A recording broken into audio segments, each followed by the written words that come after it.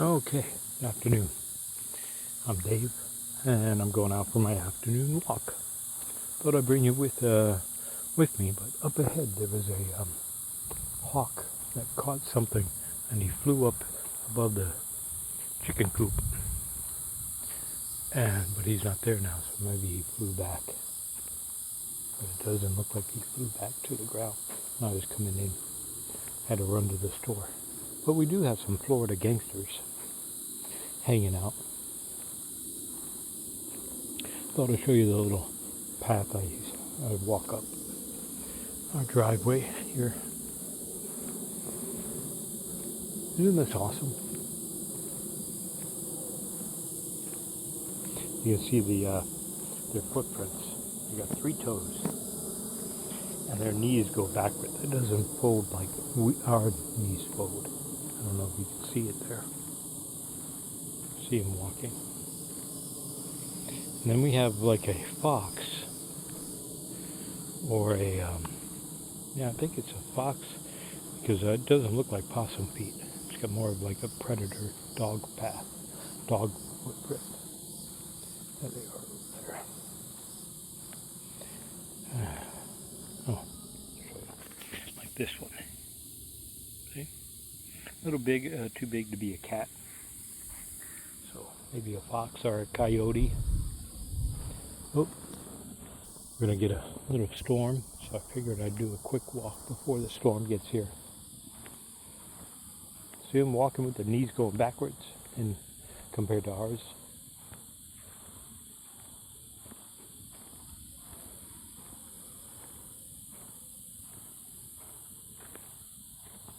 I don't know if you could see it. You can maybe zoom in if you can.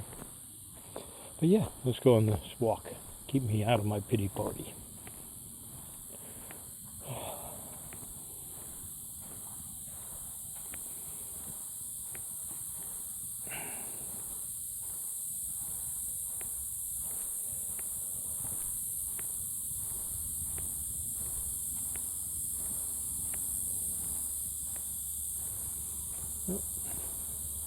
Cows are still out. My neighbor's cows, can you see them? Yeah. Anyway, so let's go down this road here. Chat a little bit. I want to talk to you guys about the carnivore diet. Yeah. Have you guys thought about going on the carnivore diet? Do you know what it is? I've heard about it, and I always thought it was like a super strange diet that nobody can really do. Because how can you just eat meat? Don't you get scurvy or that stuff mess up your kidneys? If you just eat meat, you're going to have heart attacks. Because of red meat, it causes cancer, it causes heart attacks, and all the cholesterol that's built up in your arteries comes from animal fat and stuff. I used to believe all that. Well, I found out it's not really true. So, what do you guys think?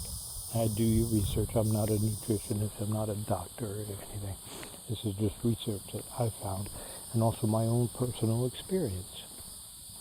I like being a carnivore. It's super easy for me, because I basically will have 1 meal a day, and that's going to consist of about 4 eggs, and there's something running across the field, and it's acting like a lizard and not a squirrel, but it might be a baby squirrel. Can you see it above there? Where do you go? I'll go down there again. Yeah, it's a chipmunk.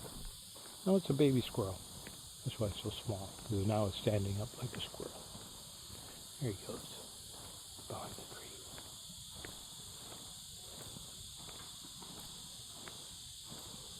Yep, there's another one. See?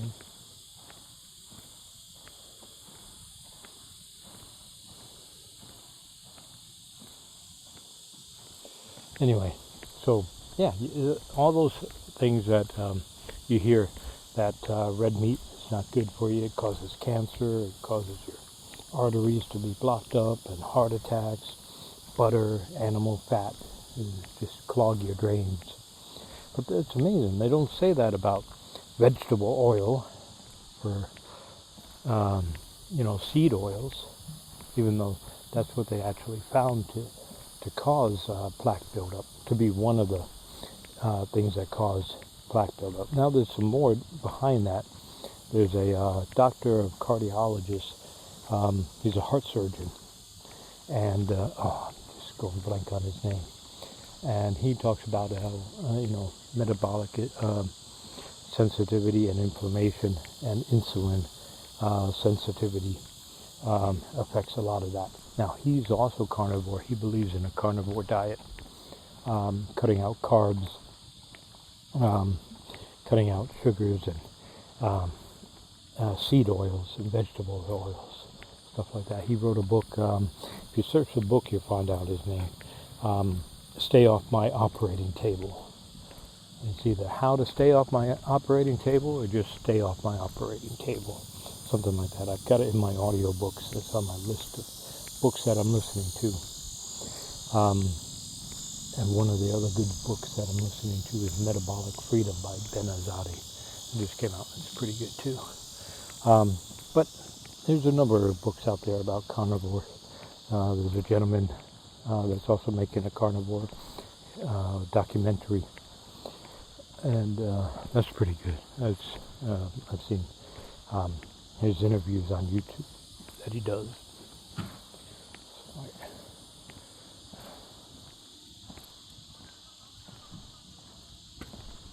So yeah, that's what I was saying is I eat about, in my one meal, I eat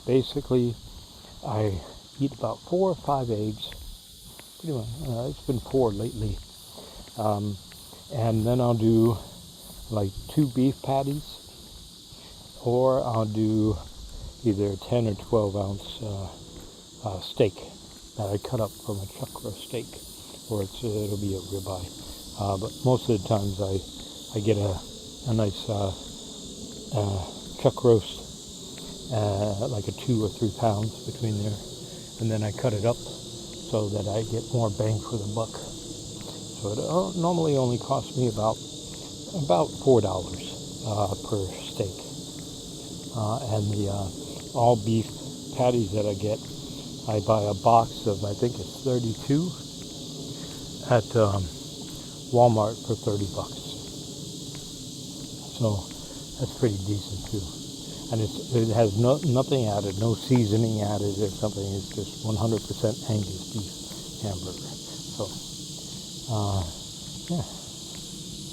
Now I also, because I got my lab works back, I don't really worry about my LDL level, cholesterol level, because the body makes it. And we need it. Our brain is mostly cholesterol, fat, not cholesterol. So you have to also remember the LDL levels have been dropping. That what's considered high has been getting, the amounts for high LDL or cholesterol has been getting lower and lower over the years. And that's because Big Pharma wants to prescribe statins and those other drugs. So what happens, they've been lowering it. Now, when you look at the reports like online that you can easily look up, it's been found that people with low to medium cholesterol levels have the most heart attacks. So, wonder why that is. So I don't worry about that. But what I do, they have found a reliable relationship, not just a correlation, is with triglycerides. Now my triglycerides are also very high. Now they have a couple of things like lipotoxicity, lean mass hyperresponder, some things that I might be. Again, I'm not a doctor, so I don't know, but I check off a lot of boxes when you look up the information on what this is.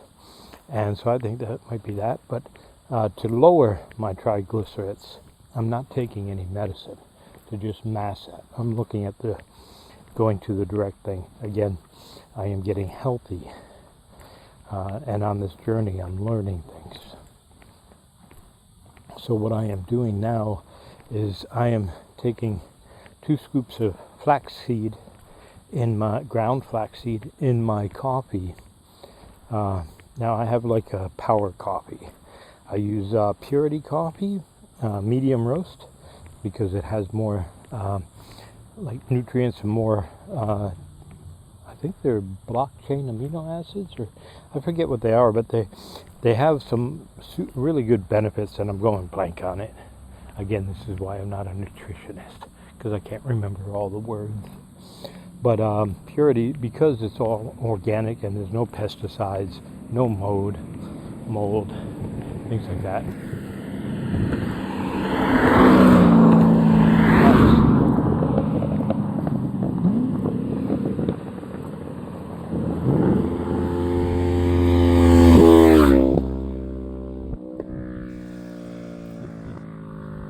Nice country road to drive a sports car and a bike on. So, they were cool. So, I take a couple of spoons with my coffee of the flaxseed. Now, I also, in my coffee, the Purity coffee, and there's a number of discounts you can get, and then if you do a subscription, you get a different. So it's not too expensive. It's still pricier than I'm used to paying. I used to drink Folgers and everything that I heard about that, and the other ones, they're just not good for you. So I rather do that, pay a little bit extra, and it tastes so much better. Oh my goodness, even without adding anything. And then I add a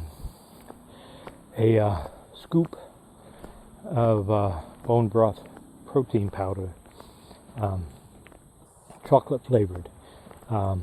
Now that's organic cocoa, cacao or whatever they call it, to put in there.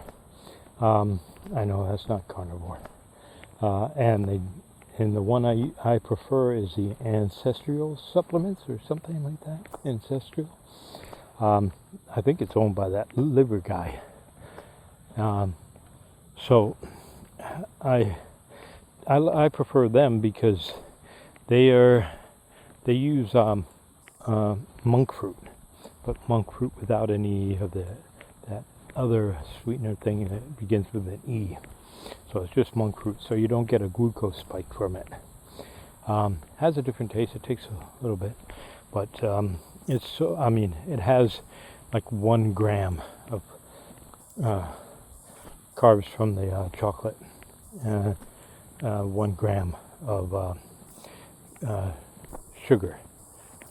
So I am under 25 grams of sugar and carbs a day. Get another car here. So I do that. I put that in my coffee. Now I used to put a scoop of a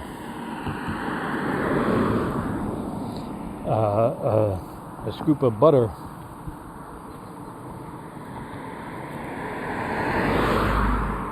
in my coffee, like grass-fed, grass-finished butter. I used to do that.